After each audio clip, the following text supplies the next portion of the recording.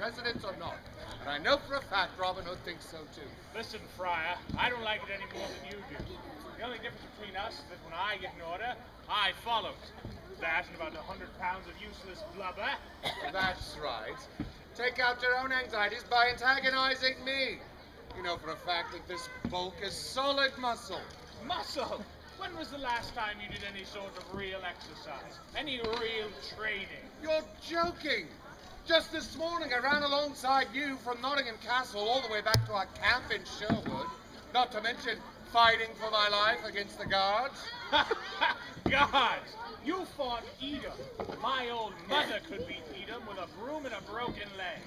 Well, if she's a great clumsy lout like you, she could just trip and fall on them. That's how you win your battles, right? Right. That's my mother you're talking about. Ah! Ah! Greetings, Little John. Tuck. That's Friar Tuck to you. Try to show at least a modicum of respect for your elders. Why, you're an outlaw. I'm an outlaw. We're all just the same. Besides, I only got one boss out here. That's Cousin Robin. And Little John negs me enough for 100 bosses. That's because you do about less than half your share of the chores. What? I hunt squirrels and rabbits for the stew pot. I collect firewood. I help distribute the stuff we rob. I do plenty. She's got you there, Little John. Add to that my cooking, cleaning, laundry, mending, not to mention tending to the band's spiritual needs. Two of us pretty much have the camp covered. I'm not talking about the household chores. I'm talking about the real work of keeping us alive and in fighting for. Oh, no. Here we go again. I take care of you all with my masterful fighting skills. These techniques are all that stand between you and a hangman's noose. Trust my gut, it always ties itself in knots when there's danger. Laugh, you two. But then tell me, little Wilhelmina, why are you shirking your job right now? Aren't you supposed to be watching for Marion's return? Right, to make sure she's safe coming back from camp. And to make sure she's not followed? Don't get a lather about that, you two. Robin sent me on ahead early because Marion came back unexpectedly. You're probably all kissing or something. I wonder why she did that. Because they're married. Not that. Oh, don't know. Marion said she had something she wanted to tell us about. Oh, dear. I sense another misadventure coming to us. So soon? We just resolved one this morning. That doesn't matter to Robin. He lives for the stuff. Well, just so long as he doesn't die for it. I'll be happy if none of us are killed. Look, while we wait for those two to come back, what do you say to a little hard trade? I think. What about you, Tuck? That's Friar. No matter, I'll just beat it into that little head of yours. Oh, you won't lay a hand on me. I'm fast and I got skills. Ah, you do, but you're limited, Will Scarlet. Let's see if we can multiply them with a little hard trade. Aye, but not too hard, eh, Little John?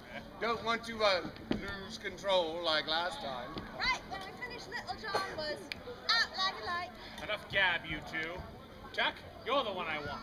I'll start by attacking you, and then, Will, you jump in, and I'll save your scrawny behind when needed. Hey, no one saves me. Come on, then.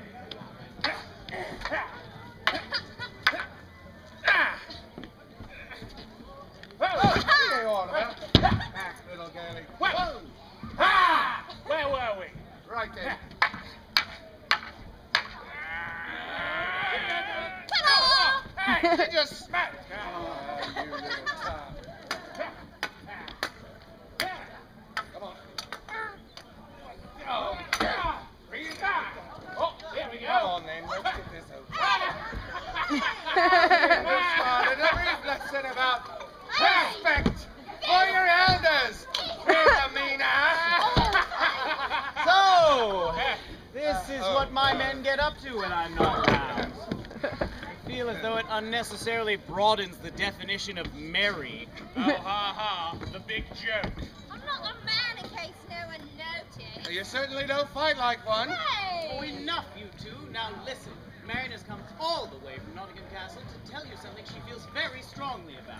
Go on, dear. Why don't you tell them what you were telling me in the forest? We were worried, Marion did. Did something happen at the castle? Did the sheriff try anything? I knew it.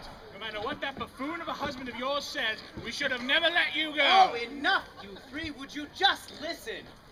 Go Well- on, Marion. Well, most importantly, there is a princess imprisoned at Nottingham Castle. What? Oh, not today. Oh, he is right, Friar. We just finished one plot this morning and we're headed smack into another. I think that sounds like It's not Prince John's fault this time. Trust me, he's got troubles of his own right now. Really? You didn't say anything like that to me. What has our friend the prince gotten himself into now? Nothing fatal, I hope. If only. Oh, it's nothing like that. Although, he may well wish it were. You see, the Queen has arranged for him to be married. My God, that's horrible. For the bride, I mean. You unlucky girl. Princess Isabel of Angoulême. I've never even heard of her. Her brother Prince Miles is at the castle now making the arrangements. And the prince is holding her in the castle until she agrees to the wedding? No, Friar Tuck. The princess isn't even at the castle. It's another princess. Princesses? How many does he think he can marry? The rotter? Will, language. No. This other princess is in the thrall of this strange carnival woman and her entourage. She is young and very beautiful, with golden hair and lips red as a rose. The woman claims that she is under some sort of a sleeping curse. But that may be all theatrical nonsense. At any rate, she can move about just like a puppet when the woman sings to her. Wait a minute. You're not talking about Princess Aurora. You've heard of her, Friar? Heard of her? I've seen her. They said it was the fairy tale come to life. Fairy tale? What fairy tale never heard of? The Sleeping Beauty.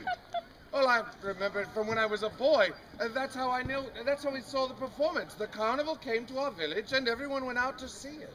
That had to be a very, very long time ago. Hush, Bill.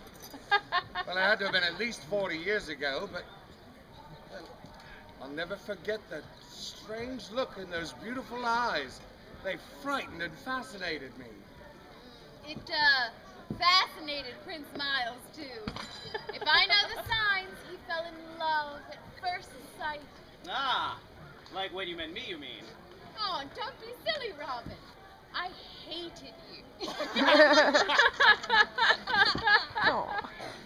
Well, now that we know about this princess, what do you want us to do, Mary? Well, I think our course is clear. We are to return to Nottingham Castle, locate the princess, and liberate her from this spell, if that is indeed what she is under. Awake or no, I can stand in no creature to be held against its will. I was hoping you would say that. Well, then we're agreed? Aye. Yes. I don't see any other course. Damn. Language. Oh, and I will ask Prince Miles to help. Even asleep, the princess responded to his voice. Oh, it outraged the carnival woman. I don't think that was supposed to happen, and it did start a big battle. Well, yes. Things could get dangerous, dear, and for that reason, I want you to stay here while the lads and I go storm the castle. On the contrary, Robin, you all are going to stay here while I go alone. What? No, Marion. Relax, lads. It's never going to happen. Marion, there may be fighting involved, and love you though I do, you are no fighter. Yes, well, that is exactly why I am going. Robin, this isn't something that a sword or well-placed arrow can fix.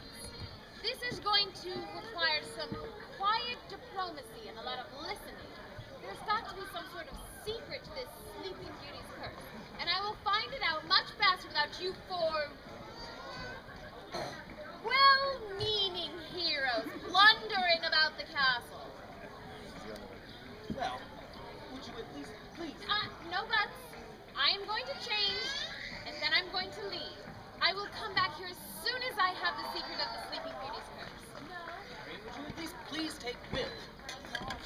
bars the castle gates? For your protection. Why? Who's going to assail me? All the criminals in Nottingham are here. But fine.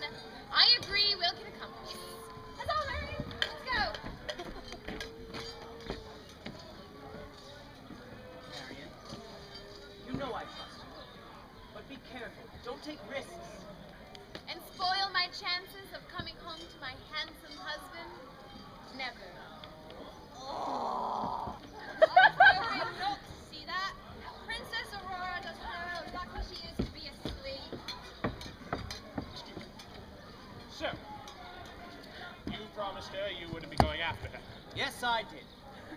So, when are you leaving? Why, Little John, I'm shocked. I gave my word. In about an hour.